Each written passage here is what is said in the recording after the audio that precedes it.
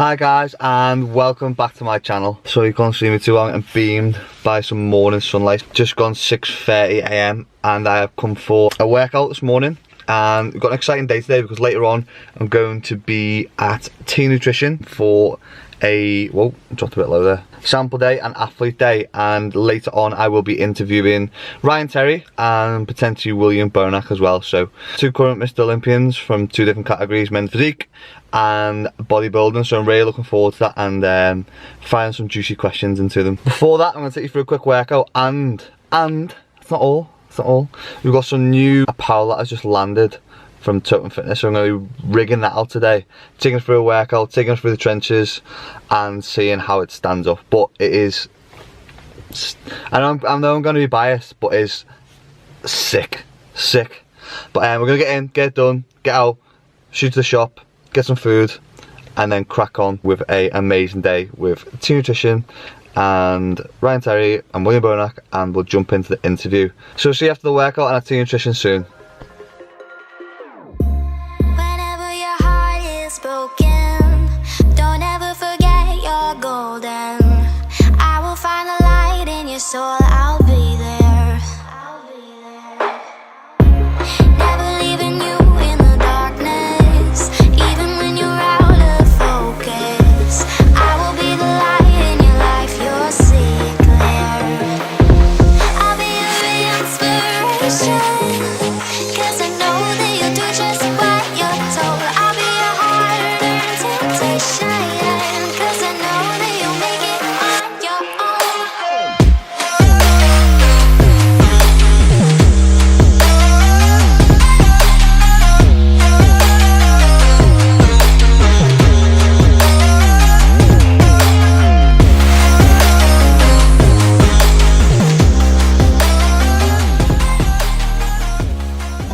And we are back, ready to finish the workout, and we're going to shoot over to the T Nutrition Liverpool store first, not without one of these little purple guys. If you haven't tried these yet, these are my favourite monsters. I'm not even too sure what flavour it is. Ultraviolet, which is like, it tastes a bit like, you know, ever have those long sharpie things when you were a kid? I can't remember what they call them now. They used to be like 10p, and you pour them and they're like a meat along. It tastes a bit sharpie, come in a couple of different flavours. But enough of that chit chat. I shall see you at the T Nutrition Liverpool store.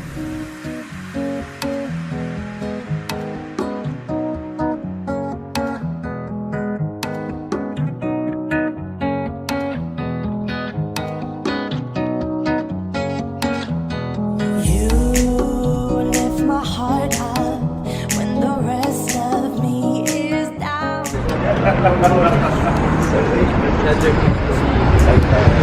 How's it going, big man? You okay? Yeah, very well yourself. Not bad, mate, not bad. How's it going, mate? You okay? Good, mate. Good, yeah.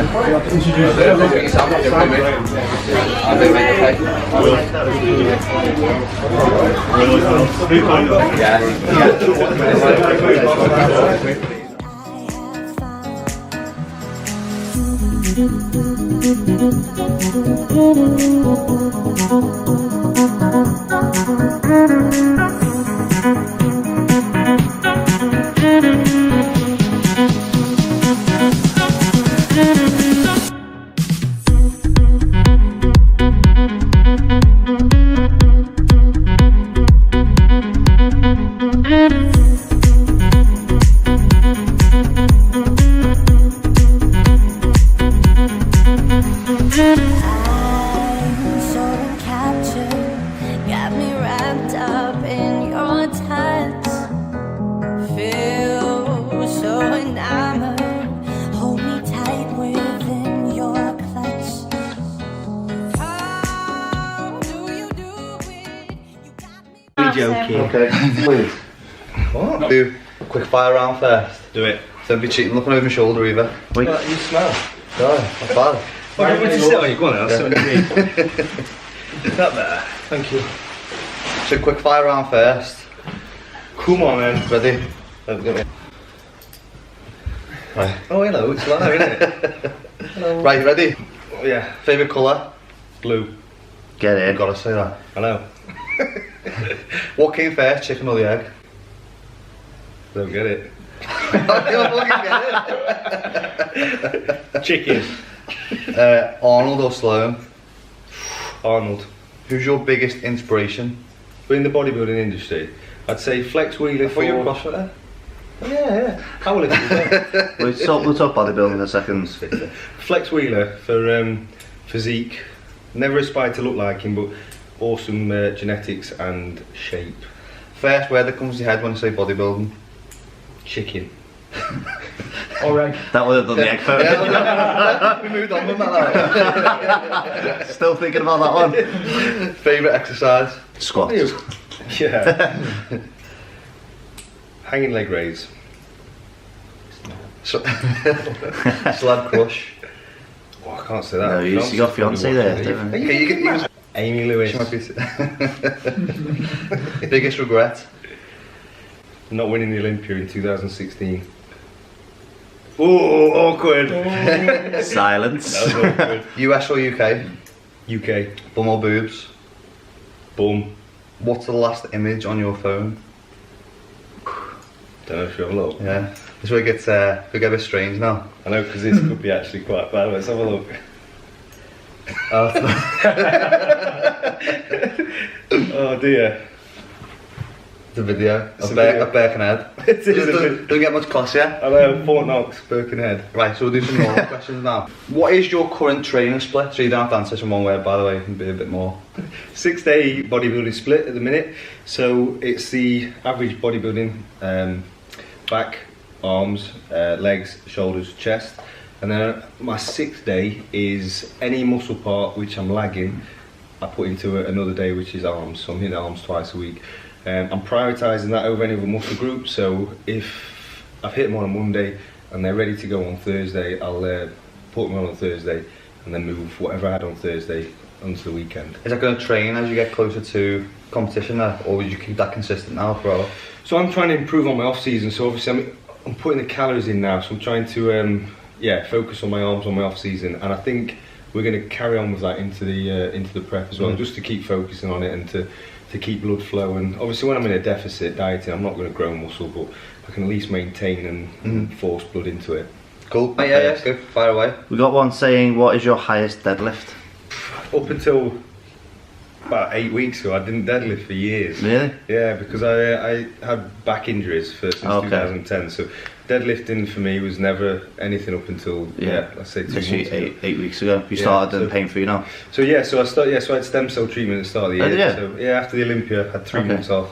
That's why I was quiet on social media and things like that, because I didn't want to publicise me being injured, but I flew to South Africa, had stem cell treatment, and touch wood, it's the best I've ever been. I'm squatting again, deadlifting again. Oh really? So Fair play. 4, 6, 8. Yeah, so we're... How did that affect you psychologically though? It was hard when I wasn't training, because obviously you're looking, people are prepping, at that point people were prepping for the Arnold and stuff when I was having time off, so it was very difficult for me watching competitors keep improving, getting leaner. The talk about them in the industry and stuff and not being at the top was difficult, but then at the same time there's a life after stage, and I've ignored that for so long, and my health comes first. And 100%. I did it in 2010 and I've trained around it for 10 years, or for 8 years, sorry, that I needed to sort it now. I don't want to be thinking 5 years time. So your background, you obviously came from a working background. What piece of advice would you give to anyone who's currently kind of on the verge of making a decision to go into the fitness industry from the kind of full-time job? It's difficult because I never saw this as a job. It was always my hobby to compete, and this all came, I didn't know this world existed. So when I was competing and I was still a plumber and stuff, it was just a hobby for me.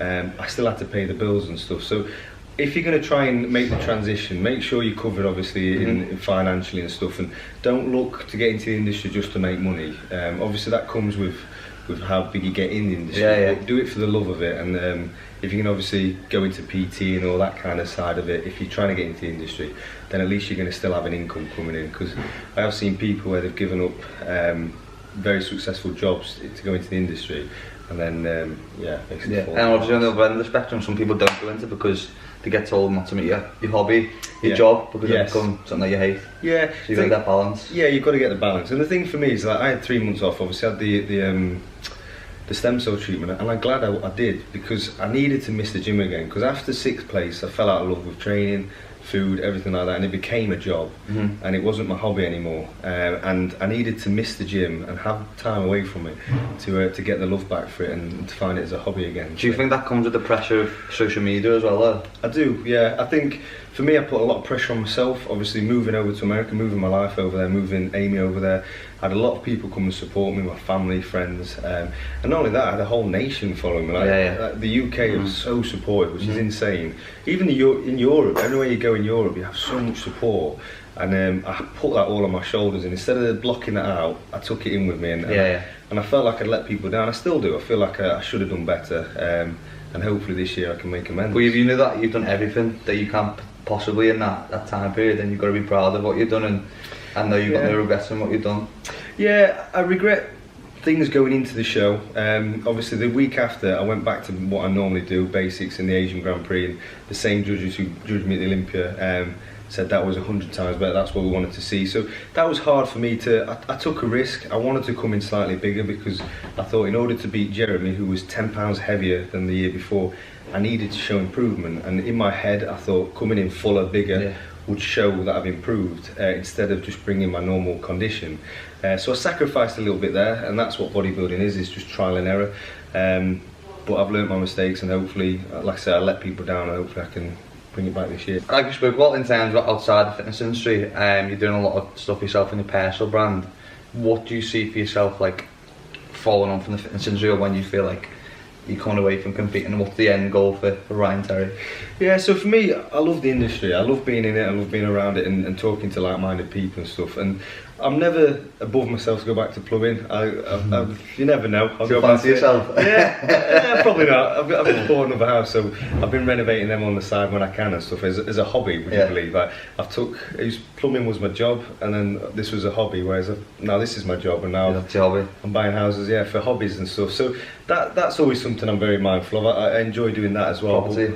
Property. But for me, I'll stay in the industry. I've just started putting together online coaching and prepping people, because I didn't want to prep a few years ago when I was still new to the game myself. So I didn't want to come out and say, right, I've done a show, I've placed okay, I can prep people now. So I wanted to get more knowledge. I wanted to understand the industry and understand different genetics, different metabolisms before I started taking people on. 100%. So this year, but now I've stepped away from stage, and I could focus on business a bit more.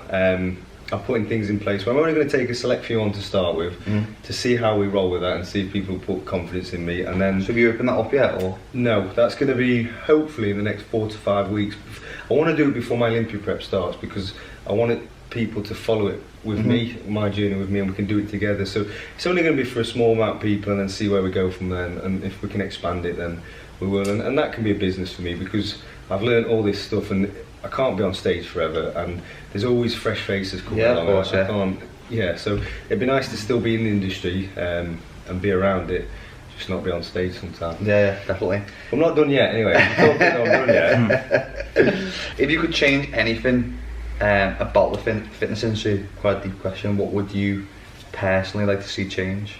I've seen a lot in federations, and seen a lot people would do anything to climb to the top, or there seems to be a lot of deceit in the fact that it's such a small industry that it'd be great to have everyone have each other's back and to grow the sport as a whole. Like certain federations, you're not being able to compete in other federations. I think that's silly, because bodybuilding is so small that you need to have that everyone each other's back, to make it grow and stuff. So I feel there should be more support in that respect. That would be good to change. There's different sides, no, there isn't there, in terms, like I was speaking to someone about the other day, in terms of obviously the bodybuilder at the top of the game, they're coming in, they're prepping all year for it, and you look at some expos now, they sometimes have the smaller queues where it's more the influencers who have the bigger side of things, and it's sort of stuck a bit of a swing in that regards. Yeah, it has, but I do miss those days as well, because you see how bodybuilders train and stuff like that, and how much dedication and effort goes into it. Yeah, and then you see these people who, and there's no offence to people, obviously the fitness influencers on YouTube or something, who who train once or twice a week and they got millions of followers, so much respect for them. But it'd just be amazing for bodybuilding, which I grew up in, to still have that respect for them as well. But it's not a dying sport, but it's a very select sport. I think there's just two good sides to it. Obviously, in terms of some people building that platform to be able to educate people and motivate people who've got a kind of authoritative figure on social media, but then you obviously get the other side and people are building up social media followers. But it is nice to see though. It's like, say, I've been 8 years now, would you believe? So with you it's kind of 8 years, and it's nice to see. First body power I went to 8 years ago. That with that little car. Yeah, no, that was the year before me, so that was the first ever one, wasn't it? It was at the 9th year. But for me, it was just amazing to see how the sport has grown, like insane, in 8 years. So the next 8 years will be incredible. So see what else happens. Yeah, it's going the right way. Definitely going the right way. Spot on, mate. Appreciate your time. Thank you very much, matey. Thank you for having me. Turn everything off before you start swearing again.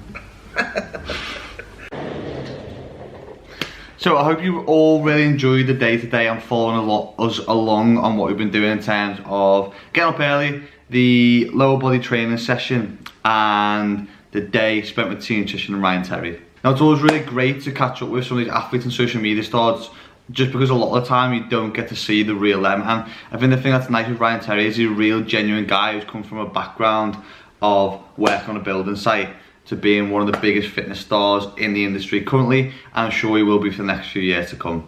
And I look forward to catching up with you all soon.